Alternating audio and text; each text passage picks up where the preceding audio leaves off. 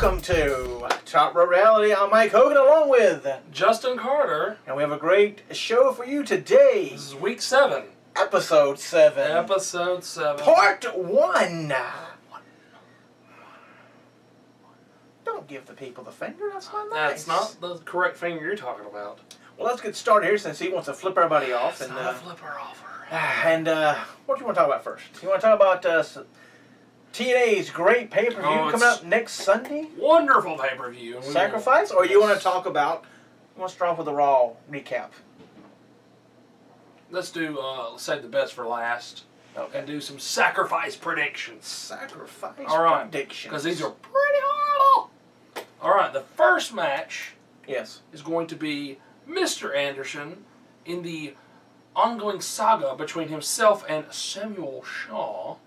Yes, that's run about 3 pay-per-views long. I'm telling you, well, they don't have all those pay-per-views, but about 3 months, I guess you'd say. Well, they don't have like 4 pay-per-views. I guess this is going to run its course here. I hope so. And it's going to be a committed match. But pretty much every time, well, no, that one in the steel cage one, where they all had steel cage matches. Yes. Shaw did win that one. That was when the writing was wrong and they said Anderson, but it was Shaw. But honestly, and I'm going to give you my opinion already on this, I believe that Shaw should win the committed match because of Christy Hemme. Yes, TNA is saved. We already know this. All right? They are saved. They are saved. All right? So, I believe Shaw should win because she should come out there and accidentally distract Anderson. I don't think it should be accidentally. Either way, I think she's going to distract Anderson. Shaw's going to win because of her, and they make out. I don't know. This is TNA. They could run this storyline till Bound for Glory. Well, this is true, too. Then she could do the swerve. But they need to have a white van backstage with a straight jacket. Put the straight jacket on whoever the loser is. Throw them in the van. Why don't they just do the Silence of the Lambs and do the old straight jacket, the mask, put them on the dolly. There you go. The whole kit and caboodle shoot match there. You know. There you go. That works for me. It's very interesting. Okay, let's see. Very odd. Who are you going with? Well, right now, I think it's been 3 months, so they're pretty much tied 1-1. For storyline purposes, Shaw should win. Right. Because the person that should be actually committed, I don't think should lose a committed match. He's acting crazy. He's acting weird. I don't think he should lose that. You're right, but this is TNA. This is TNA. That's true. Do we want the guy who has never been in WWE win the match, or want the guy who's been in WWE win the match? Well, they're kind of changing their stance on that a little bit, but not much. Not very much. So I'm pretty much tired of talking about that match, though. Well, who are you thinking, and I'll tell you. I'm saying I think Shaw should win because of Christy Hemme. Well, that's what I'm going with. You're right. But I could see them getting committed because he's a nutcase. But he is a nutcase. I'm going with you too. What is the show they're ripping off of now? Dexter. Dexter. Well, that is really on anymore, so I guess they're safe. I guess they're all right. We'll dress him as Dexter, but since the show's off, we're fine. Yeah, I'm going. Yeah, it's going to be Shaw. It's going to be Shaw. Yeah. And you think Christy Hemme's going to interfere? By accident. Let's see. There you go. Now this. Start off with the accident. This next match. Then it'll come out that it was. Right, that she did it on purpose. This next match, hopefully, is the cutoff for this feud. Also, I believe it is because I think they're going to one's going to tag team, the other one's going to be singles. Which it'll be James Storm, who recently signed a long-term contract, multi-year with TNA. Kiss of death, you're losing, dude. There you go, taking on another guy who took on a new multi-year deal, Gunner.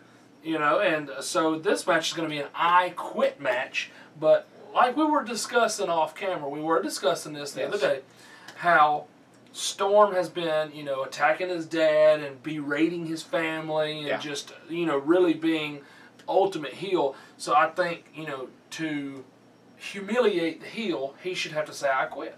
So I think Gunner should win. If I wish I had been watching a little closer. Because if any time they did interviews and Gunner or either one of them said, I quit, said, I'll never say I quit. They could go back and use the Rock and Mick Foley match. That's true. And play it over the sound system. Yep, that is true. But I don't think... They take everything else. Yeah, I know. Why not? The bearded champion, but that's another story for another day. But yeah, I think it's going to be Gunner. And so what you're saying with this tag team and singles thing, you think Gunner's going to keep going up into the title division, and Storm's going to reform Beer Money? I think so. You think so? Yeah, Gunner may be the TV champ. Maybe right now be. Well, there is no TV champion apparently. There's a TV champion, but they don't defend it.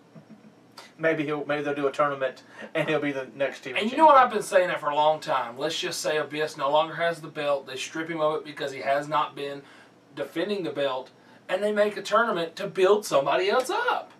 It's a title they have possession of. Why not use it to help build up the smaller, younger talent? And if a guy who wasn't part of the company has the guy who wasn't part of the company have a belt, right?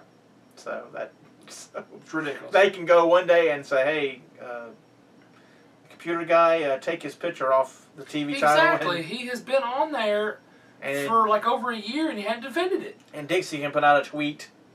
We're gonna have a tournament starting next week.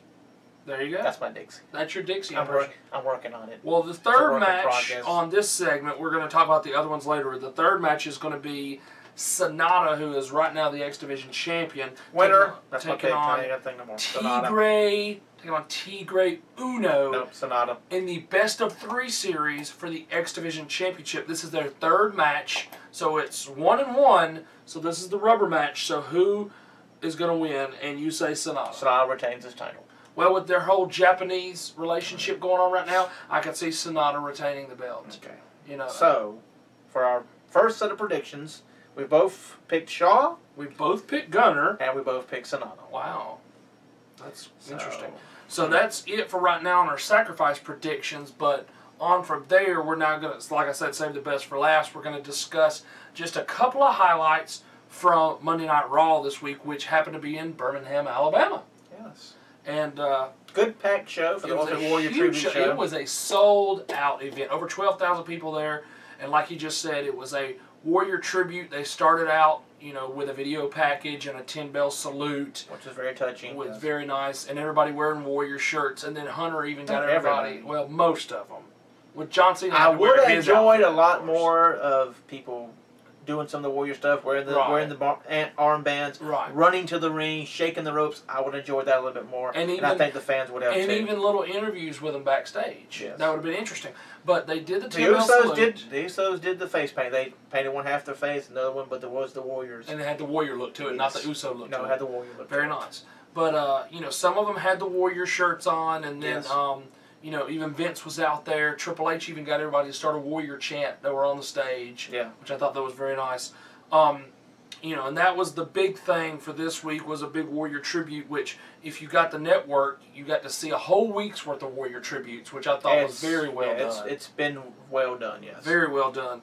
And so here's the only real big things out of Raw. Was Kane is now going to be leaving the corporate Kane gimmick, and he's putting the mask back on. Mask and hair back on. The mask and hair is going back on. Hopefully it's just the mask with the bald head, not the mask with the fake hair. I don't know. They may do the fake hair. And then also in the main... Well, they need to change it up some. If they're changing it up, another run for Kane in the mask. Go ahead, just do the mask. Everybody knows he's bald, might as well. Don't put the fake hair on. Right. It makes you look an idiot. We know you're Kane. Put the scary mask on. Redesign the suit. I mean, make it a new Kane, because I think this is the last run for Kane. Yeah, I mean, we're going to talk about where he's going in just a moment and what it looks like he's going. Also, this is kind of above and beyond, not from Raw, but she was not on Raw. AJ Lee has asked for time off. Yeah. So she has recently been engaged to CM Punk, so this may be them either planning their wedding or going ahead and getting married. And so she's taking time off. But the big thing was the main event from Raw. They had a 3-on-11 match. The Shield versus pretty much all the heels, except for the main event heels. Yeah. That, you know, that aren't really being used all that wonderful. They all came out there and just decimated. It was a turn the tables. It was them, all 11, beating on the 3. Right, which is unusual because usually Shield's attacking and beating up everybody. So, but the big ones did come out. Right. Because, see, here's the thing with the Shield, though. I like that they showed them as vulnerable, because now that they're faces, you got to give them this, you know, the sympathy vote. Yes. So that's a good thing they did that. But they had, after they got done beating them down, the 11-on-3, you heard the all familiar Evolution music come on. Yep. And I mean, I thought it was great, you know, and especially being in such a small territory of Birmingham, Alabama, I didn't think they were going to do anything that huge, you know, for that. But Evolution come out, Triple H having the 11 do his dirty work for him.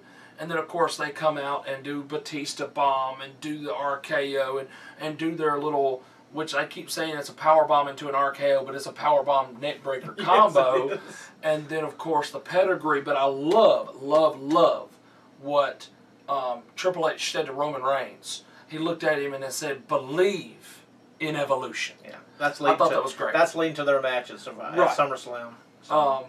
One-on-one, but yes. That leads us into talking about some of the matches that are either rumored or they're already signed for Extreme Rules. I think only one's already signed. Well, right now we do have, well, 2 of them are signed. The Divas title match is signed. She did win. Oh, that's right. Yeah, she did win. She won that. Official. That's right. I forgot about Divas. No wonder. So Tamina won the number 1 contendership. You know, I believe it was a Battle Royal or something of that nature. Yeah. Taking on now Paige, the new Divas champion, who's also the women's champion for NXT. I mean, Paige looked good. Oh, of course. And then, because, I mean, she's got all these slew of women that she can, you know, beat and continue to beat, you know. That's right. So then you have, of course, Cena and Wyatt that's already been signed. Steel Cage. Yep.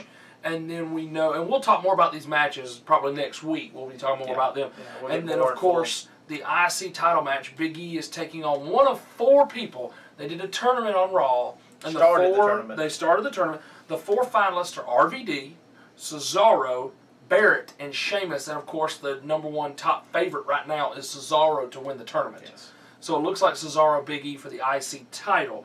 And then also another rumor is Kane with the whole mask coming back.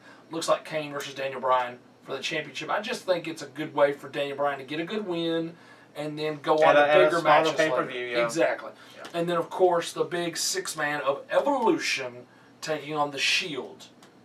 Could be another passing of the torch like Shield did with beating the New Age Outlaws and Corporate Kane, as in the Attitude Era. They beat the Attitude Era. Yeah. And now they're going to, you know, beat the era right after, you know, the Attitude Era with Evolution. That's true. But could we get Evolution winning that match? Since the Shield won a big match at WrestleMania, could the Shield win, you know, cheating? We could push it.